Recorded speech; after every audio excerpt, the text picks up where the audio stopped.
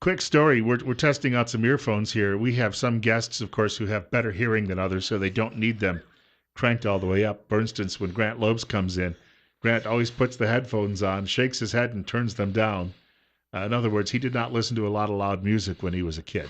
So that's a way you can find out who actually listened to music when they were younger and they cranked it way up. We want to point out 7 minutes after 9 o'clock. Right now, it's 44.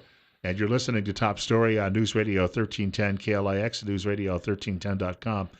And I had asked Steve Millington to stick around for a few minutes because I was hoping he might do the introduction of our guest. I've met our guest as well on a number of occasions, but Steve and I were having a conversation. I told Steve last week, I said that Dale was going to be here. You might be able to set this up a little bit better than I can, though. Well, I don't know about setting it up any better, but Dale and I have been acquainted for about 8 or 10 years through politics. Dale currently serves as the chairman of the Region 5 Republican area, and that is Legislative District 24, 25, and 26, and part of 23. So it's Cassia, Minidoka, Twin, Gooding, Camas, Lincoln, Blaine counties, this south central or Idaho area. And you pronounce it Ewersen, right? Just like it's spelled. That's correct, Bill. Ewersen. Yes, thank you. And he's been our chairman. That makes him a member of the state executive committee. And there's 7 regions in the state of Idaho, just like we have 7 judicial districts or 7 highway districts in the state.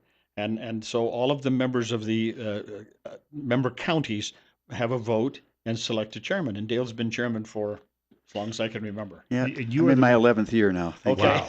Wow. And a lot of people just come to politics, and after 2 years, they throw in the towel and they walk away. Dale is a long-term participant, a long-term player, has done an outstanding job. He has taken on an extraordinary task in running for the Senate in Legislative District 26. Michelle Stennett is a very well-known figure, obviously, in that district, and you have a lot of Democrats, especially in the Blaine County area. So you got your work cut out for you. I guess that question is probably not unique. You're getting that a lot. I am getting that quite often. And one of the things in my favor, quite frankly, is I've lived in Bellevue for 43 years. I know a lot of people up there, made a lot of contacts, and I'm hopeful in this election cycle that I'll be successful. And of course, you've got Gooding County as well, which is a sort of a coin flip when it comes to the two parties. So you're running in territory that is, if not blue, a little bit more purple than the rest of Idaho. Yeah, that's fair to say, Bill. Yes. Well, and I'll let Steve jump in a moment, but off the top, the first question you're also getting is, how do you go about doing it in a difficult district? Number 2 is often, all right, so what do you offer that's going to be different or better than her? Well, I'm going to offer a different perspective, quite frankly. I'll let the voters and constituents decide if I'm better or not, quite frankly. But my experience with various volunteer groups and as a member of the council, city council and mayor in Bellevue for several years gives me some insights and perspective, along with my business experience. I've been in the retail convenience store industry for 20 years. I'm also an independent life insurance agent. So I have a broad range of business experience and working with volunteer groups. It gives me the perspectives I need to be successful in the state legislature.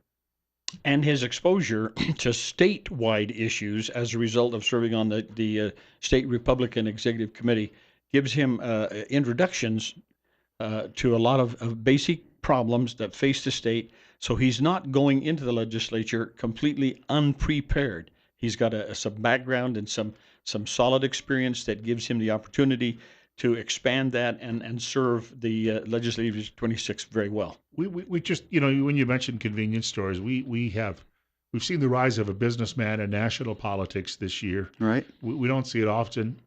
You go back throughout history, very few people who have that business base actually seem to seek the office. I mean, we've got a lot of professional people, lawyers, and various people who get involved.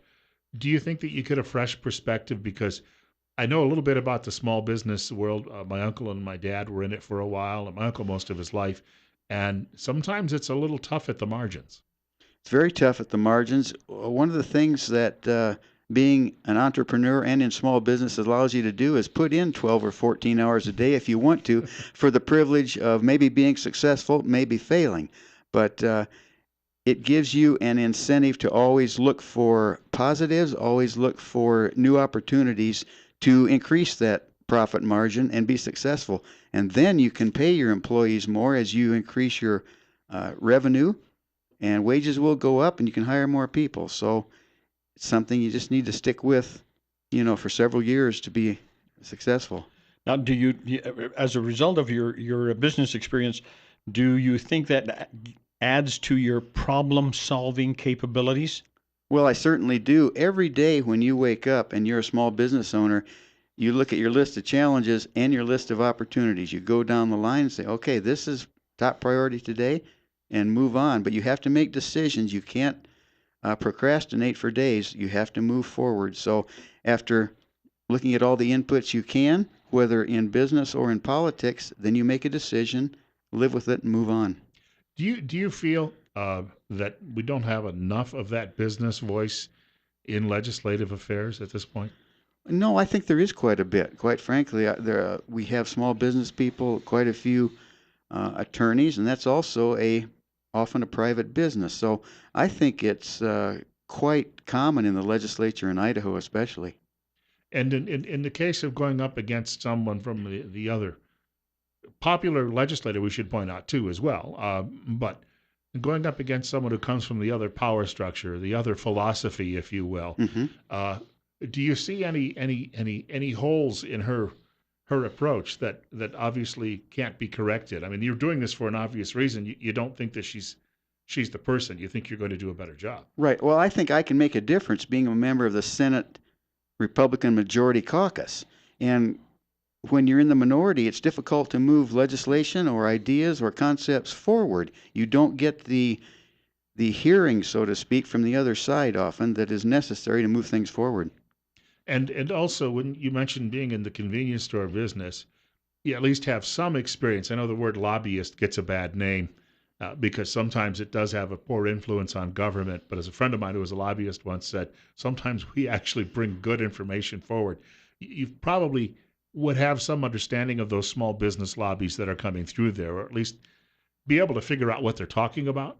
I do, Bill, and I attended a Senate legislative meeting a couple months ago in Boise, and the comments from several legislators after this meeting was that lobbyists are valuable to give us information and insight that we couldn't afford to hire to find out, and they provide that very valuable. And even though the name may have a slightly negative connotation at times when we think of lobbyists, I think the Idaho lobbyists are very well informed and fair group.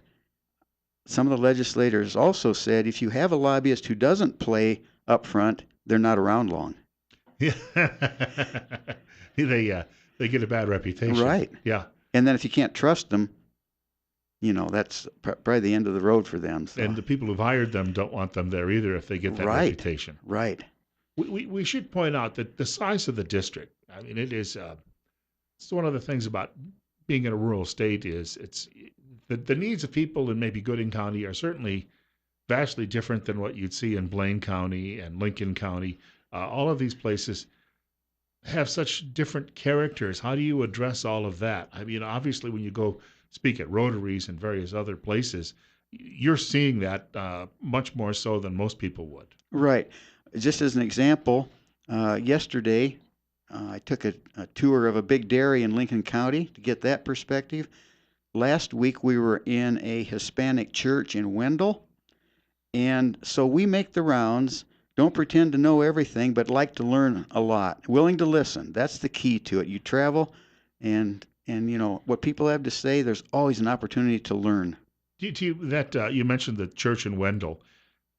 We hear constantly that Republicans haven't done enough outreach to the Latino community, but what sort of response do you get in those situations? Well, I get a very positive response, and quite often you get the comment, "I didn't know anyone cared what we thought."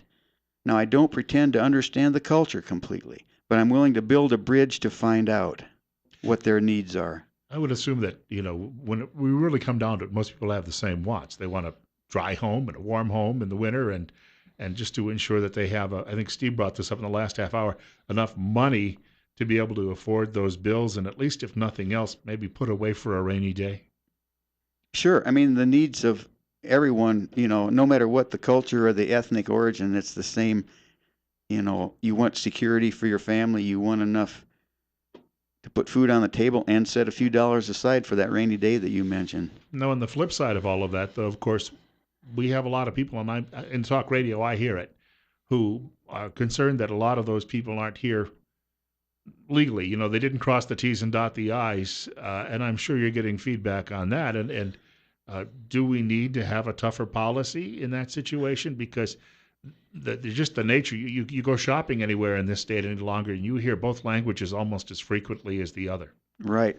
But one thing about it, when you're talking to local law enforcement, a lot of those immigration issues are out of their hands. Those are federal rules, and they really can't bend those, to make things work a certain way. And I do think that what we need, I am in favor of keeping the CSI Refugee Center open.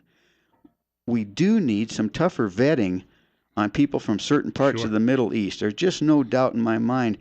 And what we see come out of some of those Middle Eastern cells and so forth is a level of cruelty that we're not familiar with.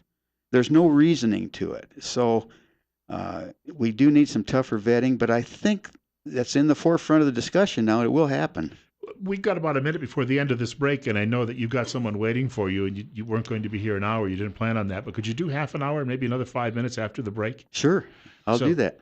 Before we get there, we got about 50 seconds left. What we'll have you do is maybe get into some of those things that we were asking a lot of questions here today, but some of the things that are most near and dear to you, because everybody, I think, who gets involved in politics obviously they have a, call it a laundry list of things that they would like to touch upon. And we've been throwing questions at you, but Right. we haven't given you much of an opportunity to do your summation. So we'll get to that in the next segment of the program. And quickly, what's your web address as well? It's www.dale4senate, F-O-R, senate.com. That's pretty simple. even well, I won't make it. Yeah, right. Even Steve can figure that one out. I was going to mention the other party, but he wants their votes too. So we've got more coming up. Dale Ewersen is in the studio with us, and of course, he's a candidate for state senate. Steve Millington too as well. Bill Colley on Top Story on News Radio 1310 KLIX and News Radio 1310.com. It's 45 at 9:20.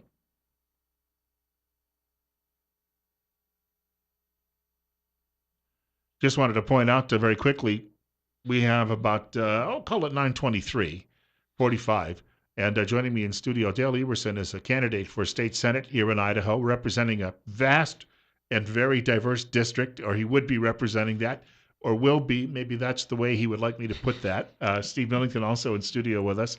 Steve is the chairman of the Twin Falls County Republican Party. And of course, Dale serves on the GOP executive board here in the state. I was asking you just before we went to the break, we didn't have time to get there, but everyone comes to politics with a list of to-do things that you may have been thinking about your entire life. What would some of those be? Well, some of them include, this education funding issue has to keep moving forward. As long as the state revenues increase, we need to allocate part of that increase toward increased education funding. And the career ladder concept that rewards teachers for more education will ultimately benefit students with more knowledge from the teachers. So I think that's an outstanding program, part of the governor's task force recommendation. We need to move forward with that. We're also looking at this healthcare issue. It's a tremendously diverse and diffusive issue because we have the Medicaid expansion discussion. Where does it go? You have apparently 75 to 80,000 people in that gap coverage. I don't know if we can expand Medicaid coverage. If we do, I would like to see the first segment of that gap population that is addressed is the veterans in our state. And also, instead of a really direct cutoff if your income goes too high, let's have something that's maybe phased in over a certain income step ladder, so to speak. As you go up that, then the benefits or the portion of Medicaid your help your the Medicaid part you can be helped with would gradually decrease as your income increases, or go the other way too. So that is something that I'm really concerned about, however, for the entire state, because we're digging ourselves a hole with the Affordable Care Act and Medicaid expansion. And pretty soon, when you're deep enough in a hole, throw the shovel away and let's stop digging. So Yeah. that's one of my big concerns. People would ask you, I guess, in politics often, if you get people. When I know from my own experience, I was campaigning, going door to door for Terry Lynn Land in Michigan a few years ago when she was running for U.S. Senate, and you did not get a lot of time sometimes at people's doors if you got it at all. So you almost had to compress everything into what's called the elevator speech. Mm-hmm. What's yours? My elevator speech is that I can make a difference for our district by being open, honest, and available to everyone. And again, this is political. As a member of the Senate Republican Majority Caucus, I can make a difference. I'm ready to serve. I have the diverse business and volunteer experience that gives me the perspectives I need to be an influential and positive legislator. There's also, when you talked a little bit about some of the things that we have a need for, we talked earlier about that diversity in the district of just the thought. I mean, because not everybody is on the same page politically, philosophically, Right. but they all want to be in Idaho. I mean, you meet very few people who say, I want to get out of here. And you've got a lot of newcomers in that district, especially. Is there any way to unify everybody and on that, maybe that one issue where you could expand that and get everybody maybe more on the same page? Well, I think just if you love the state, if you love the West, if you love the open dialogue that we can all have with each other, that's the way to do it. Don't assume anything. Don't assume anyone is for or against you. Visit with them. We can agree to disagree, but always be upfront with your choices. So We hear a lot about I don't think it's as bad in the Mountain West. I think people here are a bit more satisfied with life, but we were talking earlier in the show about how the country is really in a foul mood at the moment. Obviously, anybody running for political office sometimes catches a little heat. The question is, how do you best deal with that in that situation? Well, if you get heat, you just can't ignore it. You have to sit down and look at what the other person's thinking, see if there's any common ground. Find that first, and then you can move forward. In other words, you're probably offering a lot of olive branches out there to the folks you're meeting.